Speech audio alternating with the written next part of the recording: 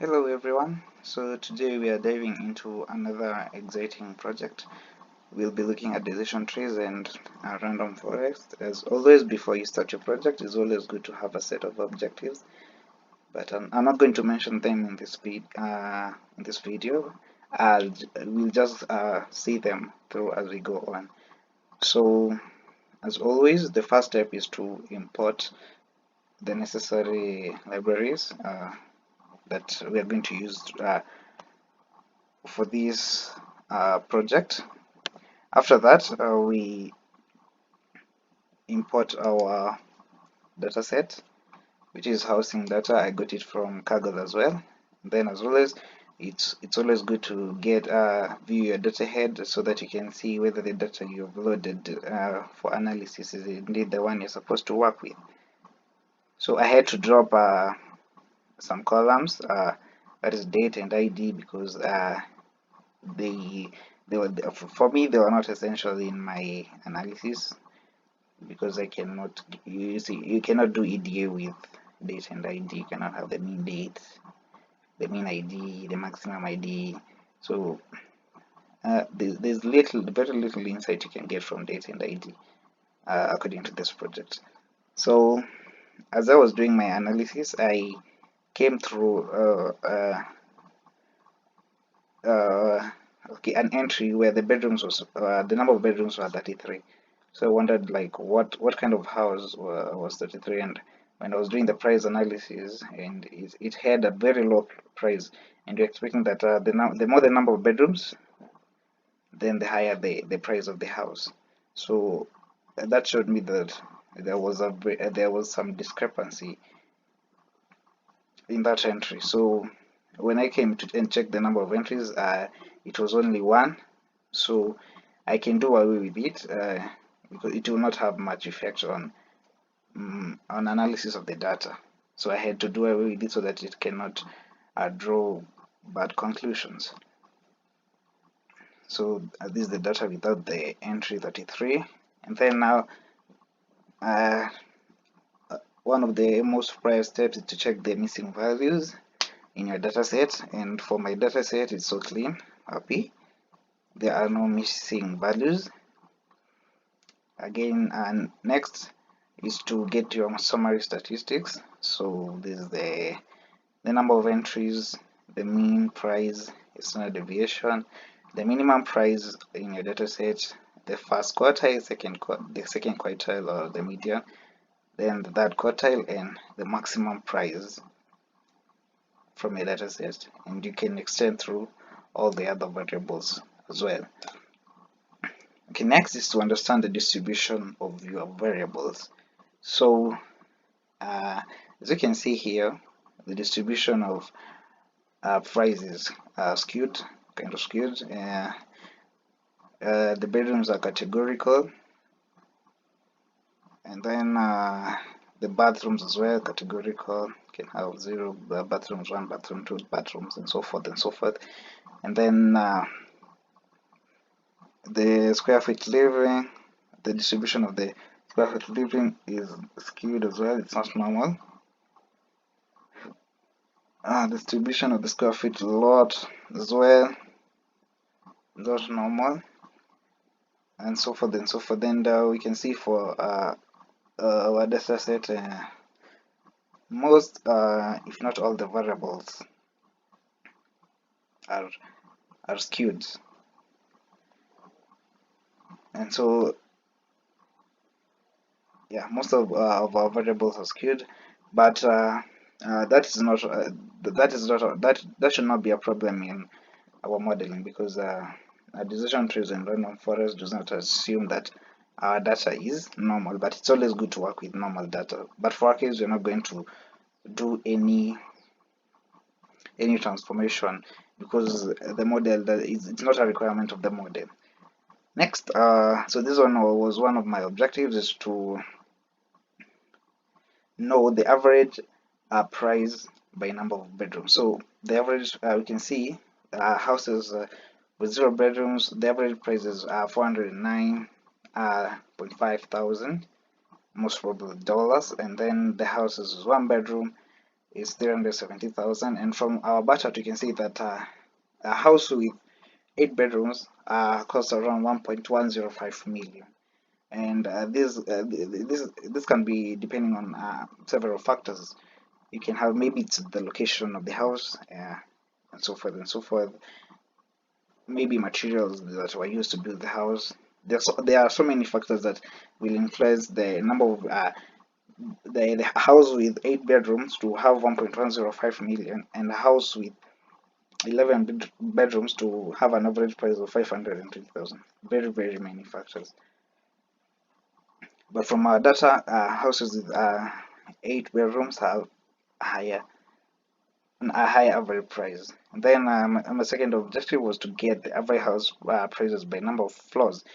And from our bar chart again, you can see that house with 2.5 floors has a higher average price than a house with 3.5 floors. Again, depends on several factors. You never know the location, materials to build the house. Very many factors can influence the price. So then the next another objective was to know the average house prices by presence of waterfront, and we can see that those houses that had a waterfront were actually more expensive than those that did not have a waterfront. We can see that the average price for a house with a waterfront was 1.661, and that one without a waterfront was 531,558. Another objective was to get the average house by condition. One was the low, 5 was the best. So you can see, generally this gives a very clear view. You can see that a house with a very, very good condition has a price of 612,000, and then we have poor conditions 334,000. And then again, I wanted to see the average house by grade. Again, this is very beautiful because there were 0 is the lowest grade, and 13 was the highest. So from this you can see 0 has a very low price. Of course, you would expect house with a very low grade. A low grade house will cost low as compared to a high grade house. This is very explained by our bars here. So we can see that with the grade 1 is 142,000, and grade 13 is 3.7. The average price is 3.7 million. And then I also wanted to see the average lot size by number of bedrooms. We would expect that house with more bedroom to have a more lot size, but in our case you can see that house with 0 bedrooms has a lot size of 26,000, whereas a house with 11 bedrooms has a lot size of 4960. Several factors can determine that.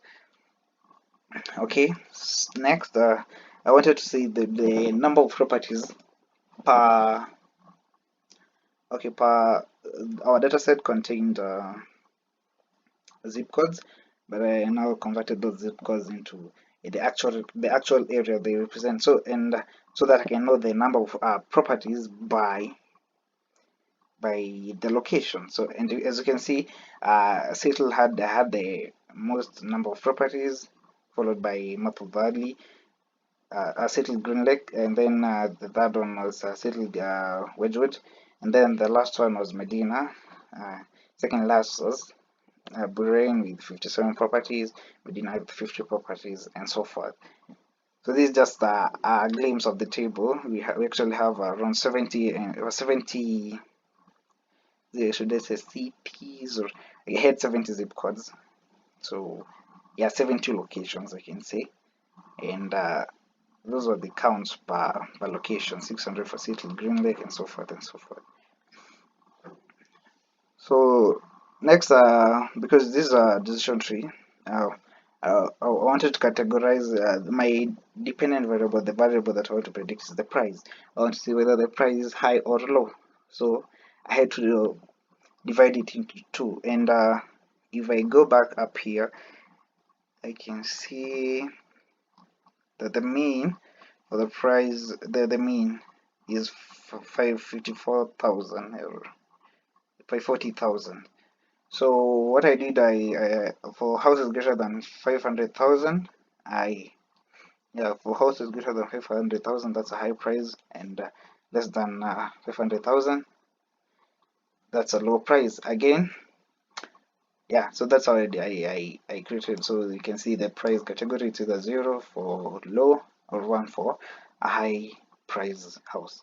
And then the correlation Hetman to understand how the variables relate with each other. So we can see a price with number of price with bedrooms 0.3, price with bedrooms 0.5, price with square foot living, and so forth and so forth. Again, these diagonal elements are always 1 because it's a variable in itself, so the correlation is 1. Okay. So next time I have to select the best features to use as my model. I cannot use all the features because that is one very bad thing to do as you're modeling, using all the features, because some of the features might be high correlated, and that's multi-collinearity. Again, you can use all the features and yet your model will not perform well. So I had to select the features that are good, and I did that by selecting the feature with the highest score, and so the top 10, that is. And you can see from here,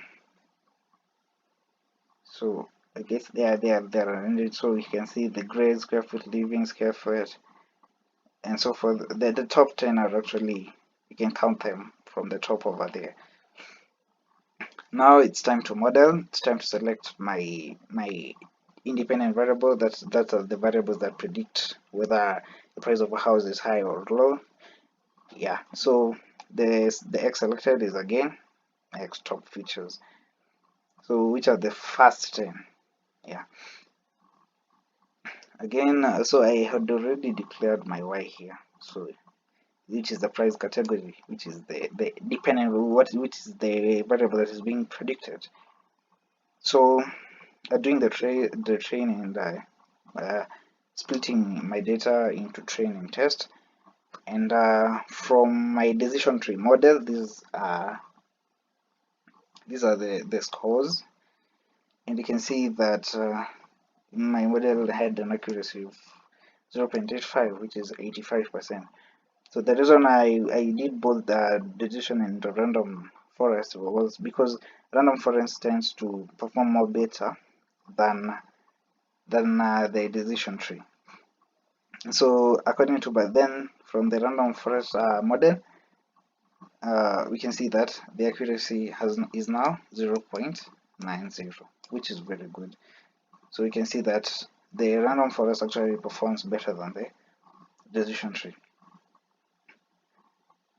Okay, so then these are how you can apply this is how I apply the model I created into real data. This is just a sample data I generated. So I grade I had to categorize two entries for each variable, so grade 7 and 8, square foot living 1500, and I tried to predict whether the price is high or low. And so according to this ones over here, they are according to the decision tree, and this one below here are according to the random, and you can see that all of them have predicted the same outcome. So for this one, this 0 represent a low price and 1 represent a high price. So this entry over here represents all the first entries. So grade 7, 1500 square foot living, 1400, 1200, and so forth. And then the high price will come with these second entries, 8, 2500, 2600, and so forth. And so that's how it's predicted. For the first entries, the price is low. The second entries, the price is high. Thank you for watching this video, and see you in the next one. Have a good day.